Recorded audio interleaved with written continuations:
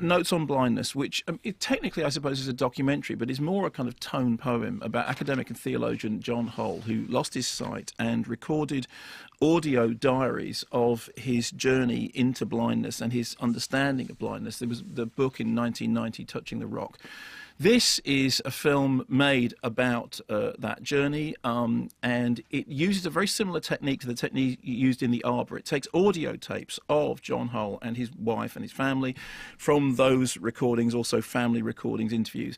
And we have actors lip-syncing to the audio tapes, much as they did in The Arbor, which you remember, that Clive Barnard film, which I really love. And in the Clive Barnard film, it was a fascinating device. I hadn't seen it done on screen before. In this, oddly enough, the device is done in a very naturalistic way that just creates this slight disjunct between drama and documentary, between what's truth and what's invention. And this brilliantly, I think, portrays the strange experience of the world that John Hull has as his sight declines and as he learns, he makes this journey which he describes as being a journey in which he sort of ultimately moves towards embracing blindness. But as his sight recedes, at first his dreams cling on to the idea of vision, then certain things fade, but then his mind starts to become more agile, and he has an almost sort of ecstatic, epiphanal experience. And what the filmmakers do is something which is really complicated and really difficult. They use cinema as a way of describing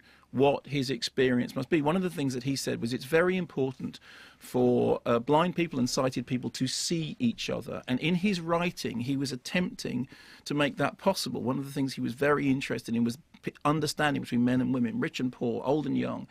And what he's trying to do is to make those communicative bridges. It helps that he was clearly an extremely eloquent and very, very honest subject. But it's also the fact that the filmmakers have, very much as Gary Tarn did when he made that documentary Black Sun, the filmmakers have decided that the way to tell this story is to tell it through sort of boldly cinematic invention. I thought the film was really quite extraordinary and insightful and educational and uplifting and immersive and experiential. There is one sequence in which they dramatize a tidal wave coming through a supermarket, which seems to refer to like the horror genre and Stanley Kubrick in The Shining. There are other moments which almost mimic the movement of a thriller. But through it all, what you get is this real understanding of the experience of somebody who has moved through something very profound. Obviously behind it, as I said, he's a theologian and academic. There is a divinity at work, although actually most of his message appears to be sort of profoundly humanist. This is not something that you have to have a kind of a religious bent in order to appreciate. It's called Notes on Blindness. I thought it was really remarkable, really outstanding, really moving, and I would be very surprised if it's not in my list of the best films of the year come December.